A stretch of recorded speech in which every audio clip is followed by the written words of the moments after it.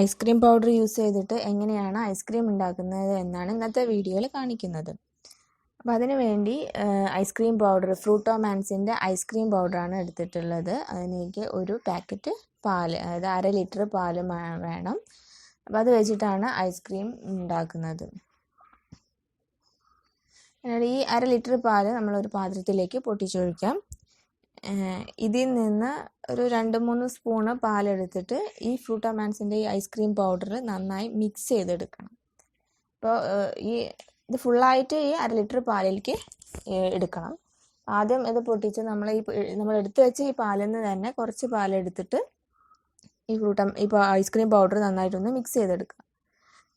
ഇതൊന്ന് പാലപ്പോഴേക്കൊന്ന് ചൂടാക്കാൻ വയ്ക്കണം. ജസ്റ്റ് ഒന്ന് ചൂടായി വരുമ്പോഴാണ് ഈ മിക്സ് നമ്മൾ അതിലേക്ക് ഒഴിക്കുന്നത്.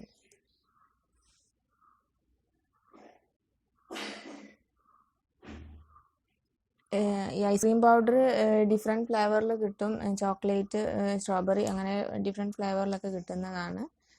ഇപ്പോൾ എടുക്കുന്നത് വാനിലയാണ്. അപ്പോൾ ഇതിൽ വാനിലയുടെ ഫ്ലേവർ ഉണ്ട്. അപ്പോൾ ഇനി ഐസ്ക്രീം ഉണ്ടാക്കുമ്പോൾ വേറെ വാനില എസൻസ് ഒന്നും ചേർക്കേണ്ടതില്ല.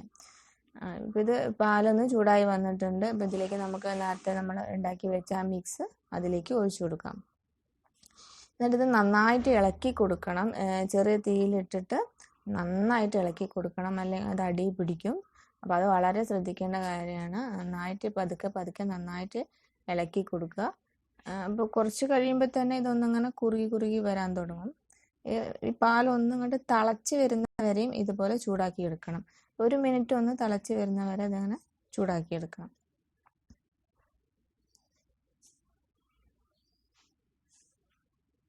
ഇത് തിളച്ച് കഴിഞ്ഞാൽ ഇത് നന്നായിട്ട് ചൂടാറാൻ വെക്കണം. നല്ല ചൂടാറിയതിന് ശേഷം മാത്രമേ ഇത് മിക്സിയിലെടുത്ത് അടിച്ചെടുക്കാൻ പാടുള്ളൂ. ഇപ്പോൾ പാലിത് തിളച്ച് വരുന്നുണ്ട്.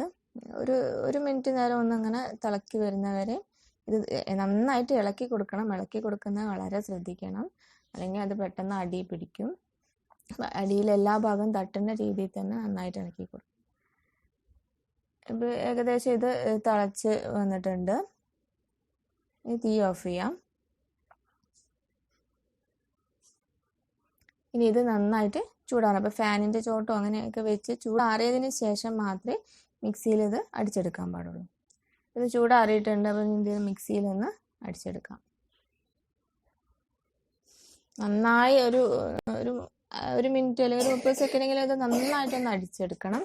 അടിച്ചെടുത്തതിന് ശേഷം ഇതൊരു എയർ ടൈറ്റ് ആയിട്ടുള്ള പാത്രത്തിൽ ഒഴിച്ച് ഫ്രീസറിൽ വയ്ക്കാം. ഒരു 3 hour വെച്ചതിന് ശേഷം വീണ്ടും അതെടുത്തിട്ട് ഒന്നുകൂടെ മിക്സിയിൽ നന്നായിട്ട് അടിച്ചെടുക്കണം. അങ്ങനെ ചെയ്യുമ്പോൾ ഐസ്ക്രീം കുറച്ചും കൂടെ നല്ല ക്രീമി ആയിട്ട് കിട്ടും. അതിന് വേണ്ടിയിട്ടാണ് ചെയ്യുന്നത്. ഈ പാത്രത്തിൽ വെക്കുമ്പോൾ നല്ല എയർ ടൈറ്റ് ആയിട്ടുള്ള പാത്രമായിരിക്കണം, അത് ശ്രദ്ധിക്കണം. എന്നിട്ട് ഒരു 6 hour അല്ലെങ്കിൽ ഒരു 8 hour, ഇപ്പോൾ വൈകിട്ട് ഉണ്ടാക്കി വെക്കുകയാണെങ്കിൽ രാത്രി ഫുള്ള് വെക്കുകയാണ് ഏറ്റവും നല്ലത്.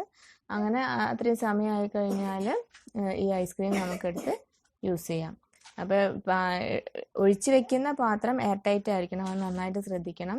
ഇനി പാത്രം നല്ല ടൈറ്റ് അല്ല എന്നുണ്ടെങ്കിൽ അലുമിനിയം ഫോയിലോ അല്ലെങ്കിൽ പ്ലാസ്റ്റിക്കിൻ്റെ കവർ അങ്ങനെ എന്തെങ്കിലും വെച്ചിട്ട് നല്ല വേണം വെക്കാൻ. അപ്പോൾ ഐസ്ക്രീം റെഡി ആയിട്ടുണ്ട്. അപ്പോൾ ഇനി ഐസ്ക്രീം വീട്ടിൽ തന്നെ കുട്ടികൾക്കൊക്കെ ഉണ്ടാക്കി കൊടുക്കാം. അപ്പോൾ വീഡിയോ ഇഷ്ടപ്പെട്ടെങ്കിൽ ലൈക്ക് ചെയ്യാനും ഷെയർ ചെയ്യാനും മറക്കരുത്. അപ്പോൾ ഓക്കെ, താങ്ക് യു.